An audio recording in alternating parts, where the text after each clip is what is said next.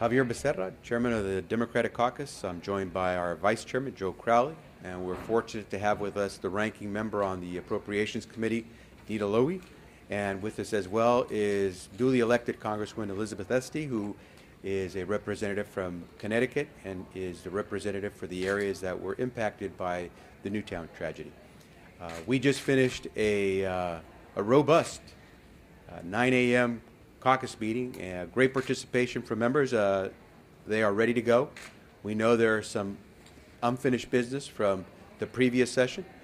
We know that we must deal with the issues confronting our country in terms of school safety, gun violence.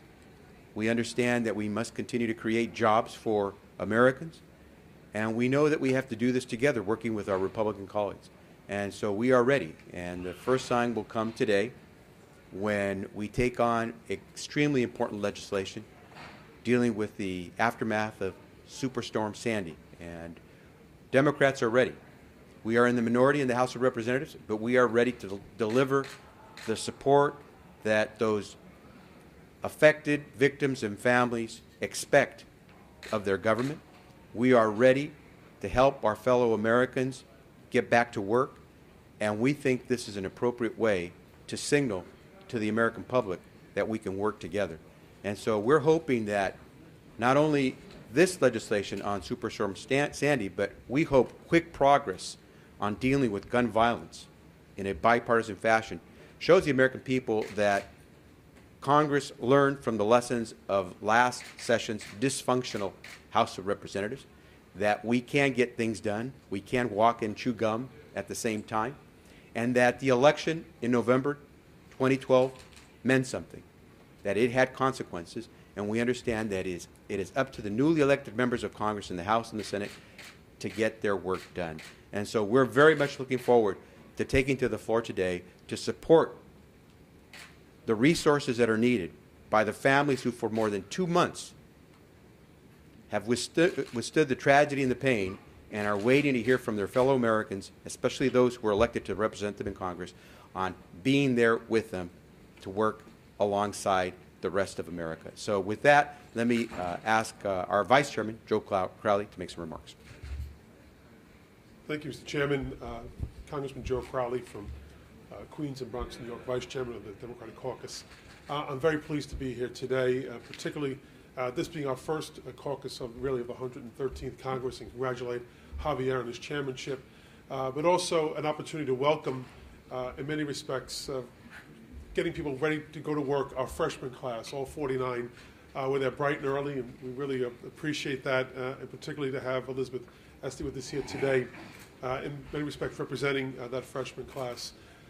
We had a very informative caucus meeting this morning, particularly as it pertains to the issue of Sandy, Superstorm Sandy. And I know the next person I'm going to introduce will give you more details about where we stand. But let me just say, as Javier has mentioned, the people of New York, New Jersey, Connecticut, and Pennsylvania have waited 2.5 months too long. And the effect of that wait is manyfold. It will take longer for the region to get back up on its feet. It will take longer for small businesses to open and operate again. But maybe most importantly, it will be longer for people to put their lives back together. And I'm talking both from physical damage, but certainly to mental anguish as well, some of which I think we have yet to see the effects of. But we are acting today. It appears as we will act today. It's my hope that we will act today. And I think in many respects we're led by the Democratic Caucus in ensuring that the legislation passes today as well. Democrats understand the needs of people, especially people who are victims of natural disaster. And the Congress will stand today to do what we ought to have done at least 2 months ago, and that is to respond to the victims of this horrible Superstorm Sandy. With that, I'd like to introduce the ranking member of the House Appropriations Committee, as well, whose district was affected by Superstorm Sandy, my good friend Nita Lowy. Thank you, Joe Crowley. Thank you, Javier Becerra. We're off to a great start with an extraordinary freshman class. And I'm so pleased that at our first meeting, the point that was emphasized, and there was so much support in the Democratic caucus, is that we're an American.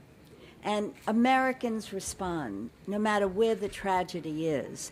And for those of us in either New York, New Jersey, Pennsylvania, and Connecticut, we visited the sites. Businesses totally flooded out.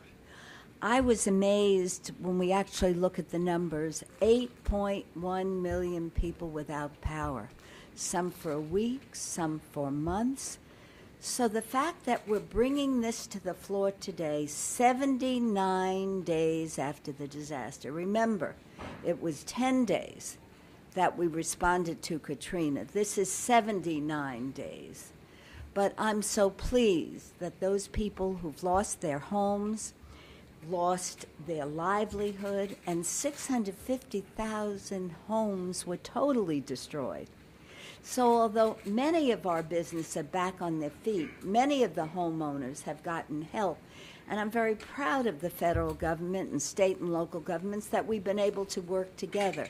There are many who are anxiously waiting for this support.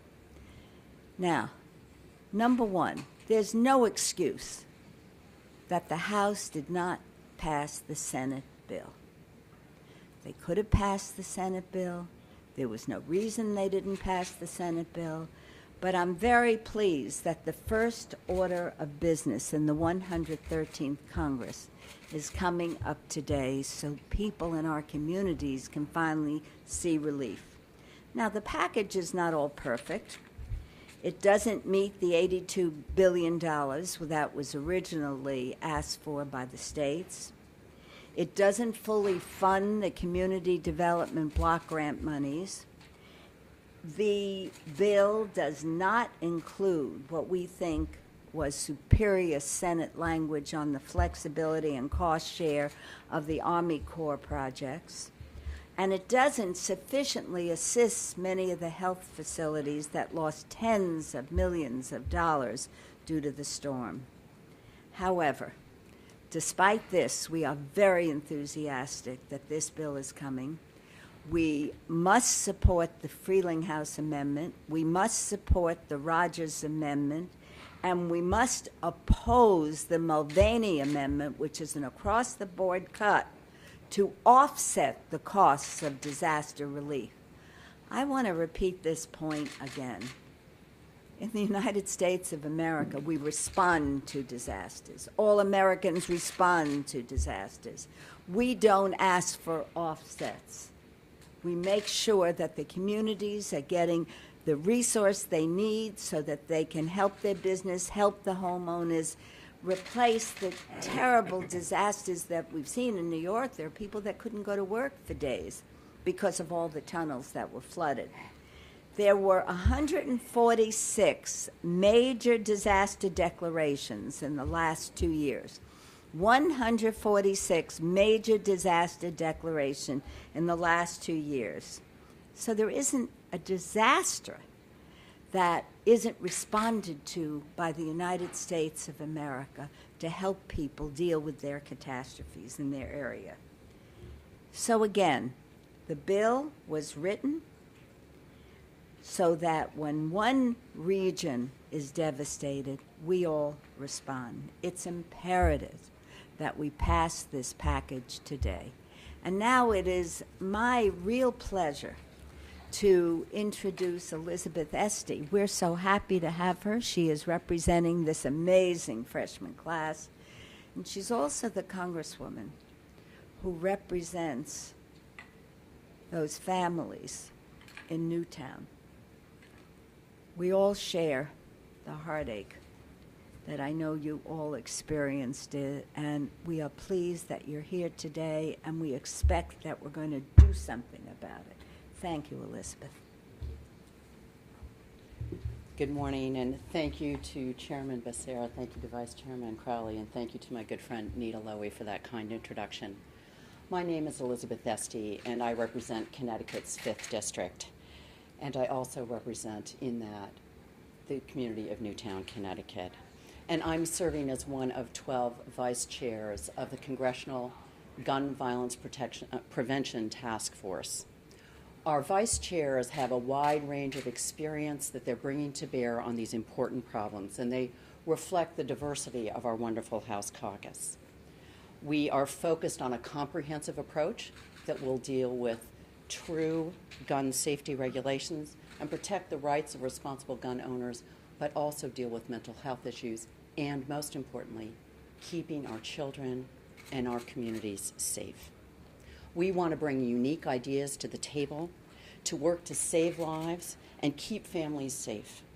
Yesterday, we had a very productive meeting with Vice President Biden, along with various members of the cabinet, including Attorney General Eric Holder, Homeland Security Secretary Napolitano, and HHS Secretary Sebelius. It was a really productive conversation, and I was encouraged, as I think the other members of the task force were encouraged, by their commitment to reduce gun violence in this country and to help our communities. Over the next several weeks, we will be working very hard with a series of hearings and meetings to generate the sorts of solutions that the country deserves to have at this critical time, to meet with different constituencies, to get all the best ideas on the table, and to present them, again, to keep our communities safe with a comprehensive set of policy proposals. And I appreciate the opportunity to be here this morning. I want to say to all Americans, the community of Newtown appreciates your thoughts and prayers. They are going through a very difficult time. Our first responders, the teachers, the students, but as a resilient community, just as this is a great and resilient country, as we are seeing with Superstorm Sandy, Americans step up to the plate. We get the job done, and I appreciate the opportunity to serve. Thank you very much. Elizabeth, thank you very much for your service, and we're very much looking forward to your representation as a new member from Connecticut and what you bring to the table here in Washington, D.C. I just want to add one last point. All those families that are waiting for this relief have been pulling their own weight for quite some time. They've had the help of a bipartisan group of governors. Certainly, we've all seen and heard Governor Christie of New Jersey, Governor Cuomo of New York, but it's been a bipartisan effort at those local levels. And we here in the House of Representatives, part of the Democratic caucus, are ready to pull our weight and provide the support necessary to pass this legislation. We hope our colleagues on the Republican side of the aisle are ready to pull their weight and provide the support necessary to pass this essential legislation, which is more than 2 months in the waiting, to provide the relief for as a result of Superstorm Sandy. So with that, we'll take any questions. Congresswoman Lowy, how confident are you that you have the votes for the $50 billion package, and how confident are you that you can turn back the Mulvaney amendment, which I know you mentioned is important? Let me say I feel very confident that we will have almost every vote of the Senate caucus. This has been a bipartisan effort. We've been speaking to Governor Cuomo as recently as last night, Governor Christie, and I know the Republicans, led by Peter King, Mike O'Grim, and the other Republican members from New York, New Jersey, and Connecticut and Pennsylvania, who feel passionately about this. This is not a Democratic issue. This is not a Republican issue. And I just hope, as Javier said, that they pull their weight and they have enough votes to join with the Democrats to pass this bill. You know, the people, the 8.1 million people, the beaches that were destroyed, the businesses on the beaches in New Jersey, for example, in New York, that are trying to get ready for the summer. This is billions of dollars. The hospitals that were destroyed. You don't get Republican pain when a hospital is destroyed. You don't get Republican or Democrat pain when you see people who lost their 101 people lost their lives, by the way. So I'm counting on my Republicans with encouragement from the governors to get sufficient votes to join with the Democrats and pass this bill. Councilman Esty, question on guns. Certainly. We understand that an assault weapons ban is part of the recommendations that the Vice President is considering, and Senator Rita suggested that he's not confident that could pass the Senate. Even the President yesterday said he doesn't think he can get everything he wanted. Isn't the political reality of this issue that an assault weapons ban is politically almost impossible to get through Congress? I have to tell you, I'm having just arrived here. I am part of a group of freshmen who believe we need to not accept the answers of the past and we need to do better. This is a wake-up call. Newtown, Connecticut is a wake-up call to elected officials to do better for this country. And I believe that there is will out there to take on comprehensive reform. And I will be part of that process, whether we get the votes in the end. I can't say that. I'm not a good predictor at this point, but I do know this. We need to take on effective, responsible efforts. And that I will be supporting an assault weapons ban, and we certainly will be pursuing vigorously high-capacity magazines, which were used in this and virtually every mass killing in this country. We need to do better as a country. Even if Reed says he can't pass it, there's a chance it won't ever come up for a vote in the House. Well, again, it's my job to advocate strongly for my community and for all these communities. That's what I'll be doing, and working with leadership to get the votes we need. And the American public. I believe the American public is going to make their voices heard to all of their representatives, and I trust them. I'm so glad that Congresswoman Esty mentioned the American public. I don't want to give preference to one of your cameras here today, but I wake up to the news every morning, and the latest polls are very, very shocking, and I am thrilled. The American public has had it, whether it was Newtown or Aurora or Gabby Giffords in Arizona. But you look at those percentages, way over 60% supporting assault weapon ban, high-capacity magazines, and on, background checks.